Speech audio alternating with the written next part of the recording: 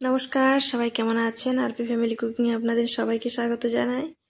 আজকে ইঁচড় বানাবো। এবছরের প্রথম ইঁচড় রান্না করছি।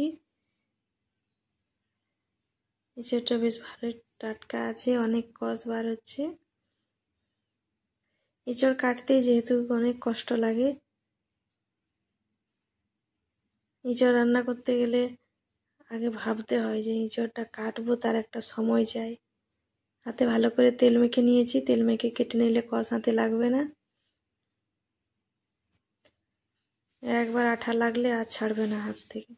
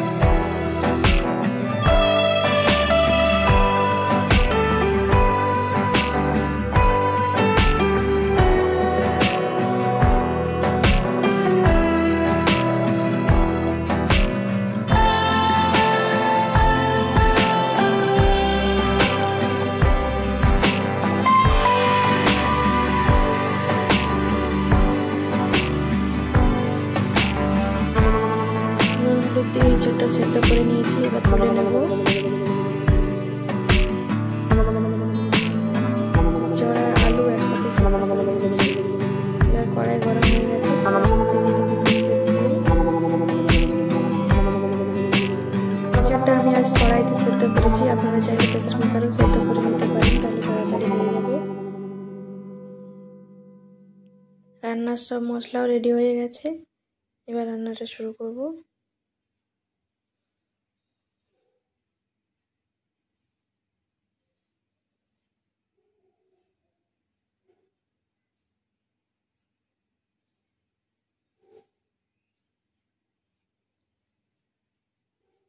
এবার তেলের মধ্যে পেঁয়াজটা দিয়ে দিলাম,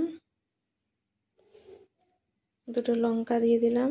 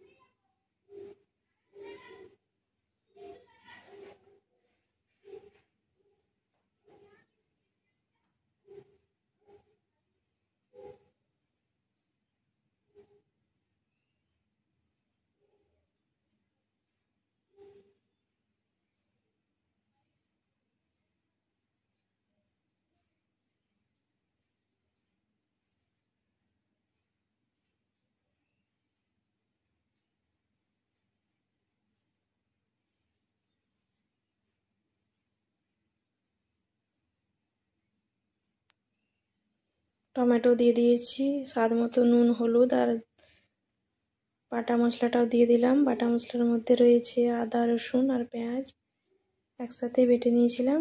সমস্ত মশলা এবার ভালো করে কষে নেব।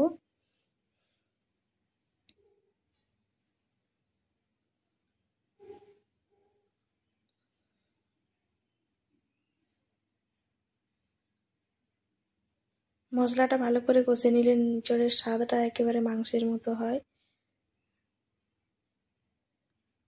একটু সামান্য জলও দিয়ে দিলাম, টমেটোগুলো তাহলে একটু গলে যাবে, মিশে যাবে মশলার সাথে।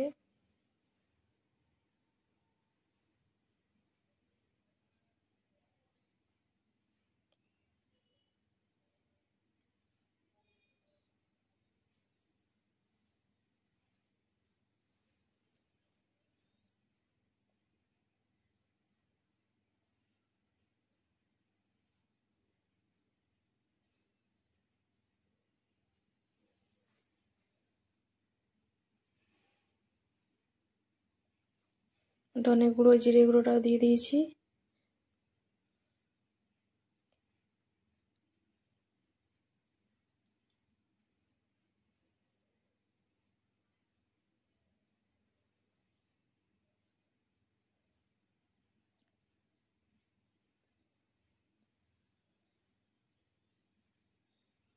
সেদ্ধ করে রাখা আলু আর ইঁচড়ের মধ্যে দিয়ে দিলাম। এবার মশলার সাথে ভালো করে এটা কষে নিতে হবে।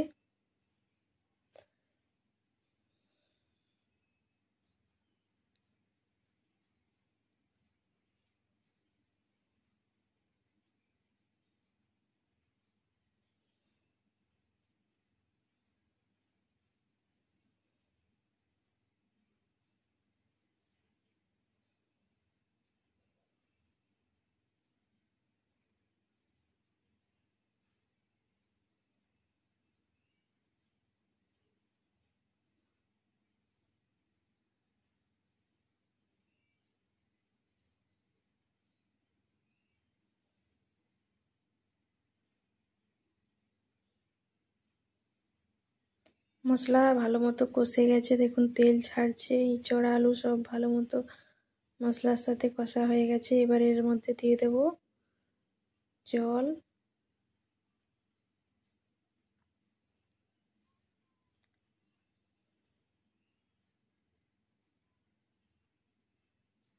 এবার 1 মিনিট ফুটিয়ে নিলে আমার ইঁচড় রান্না রেডি হয়ে যাবে। নামাবার আগে একটু গরম মশলার গুঁড়ো দিয়ে দিলাম।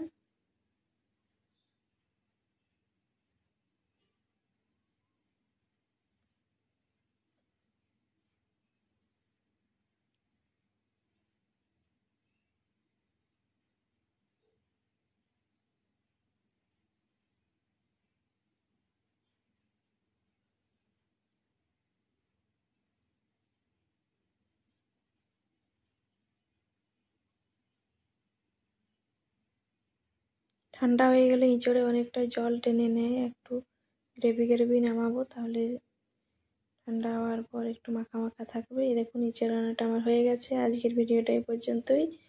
সবাই ভালো থাকবেন, সুস্থ থাকবেন, আর ফ্যামিলি কুকিং দেখতে থাকবেন। আর আমার রান্না যদি ভালো লাগে অবশ্যই চ্যানেলটি সাবস্ক্রাইব করবেন, পাশের ঘন্টিটা ক্লিক করে রাখবেন, আমার ভিডিও নোটিফিকেশান সবার আগে আপনার কাছে পৌঁছে যাবে।